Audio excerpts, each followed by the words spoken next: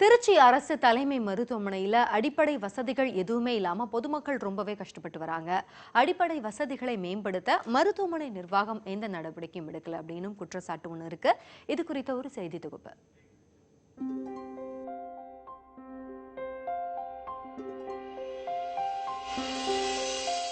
திருச்சி அரசு தலைமை மருத்துவமனை கடந்த 2014ஆம் ஆண்டு 100 கோடி ரூபாய் மதிப்பில் சூப்பர் ஸ்பெஷாலிட்டி மருத்துவமனையாக தரம் உயர்த்தப்பட்டது.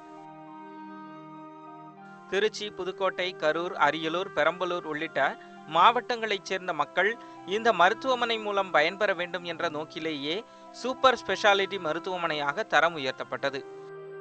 தினந்தோறும் ஆயிரக்கணக்கான பொதுமக்கள் வந்து செல்லும் இந்த மருத்துவமனை பெரும் சுகாதார சீர்கேட்டுடன் திகழ்வதாக பொதுமக்கள் குற்றம் சாட்டுகின்றனர்.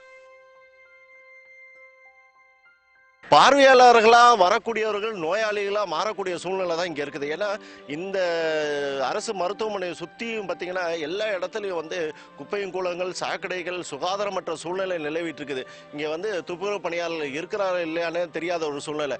ஆகவே பார்த்தீங்கன்னா நோயாளிகள் ஒரு புறம், பார்வையாளர்கள் நோயாளிகளாக மாறும் ஒரு புறம் இருக்கக்கூடிய இந்த சூழ்நிலை தான் இப்போ திருச்சி அரசு மருத்துவமனையில் நடக்குது.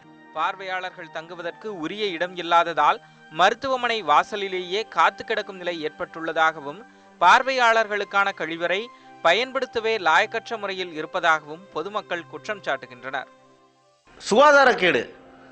ஒரு மருத்துவமனைக்கு செல்கின்றோம் என்று சொன்னால் அங்கு நோய் சரி செய்யப்பட வேண்டும். ஆனால் மாறாக திருச்சி அரசு மருத்துவமனைக்கு வந்தால் அங்கு புதுவிதமான நோய்களை பெற்று செல்ல வேண்டிய ஒரு அவலநிலை ஏற்பட்டு வருகிறது.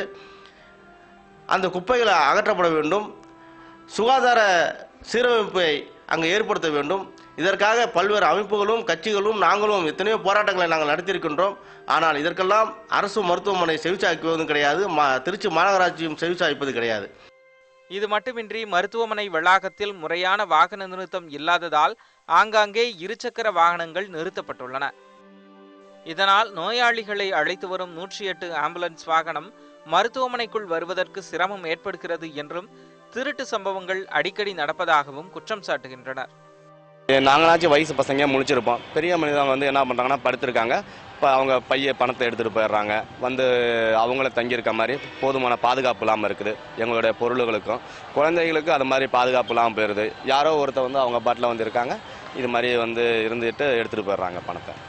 தனியார் மருத்துவமனைக்கு நிகரான உபகரண வசதிகள் கொண்ட திருச்சி அரசு மருத்துவமனையில் நோயாளிகளுக்கும் பார்வையாளர்களுக்கும் தேவையான அடிப்படை வசதிகளை நிறைவேற்றி தர வேண்டும் என்பது பொதுமக்களின் பெரும் எதிர்பார்ப்பாக உள்ளது. நோயாளிகளை பார்க்க வரும் பார்வையாளர்கள் நோயாளியாக மாறக்கூடிய அவலத்தை போக்க தேவையான நடவடிக்கை மேற்கொள்ள வேண்டும் என்பதே சமூக ஆர்வலர்களின் கருத்தாகும். திருச்சியிலிருந்து ஈ. கைரவன், நியூஸ் 18 தமிழ்நாடு.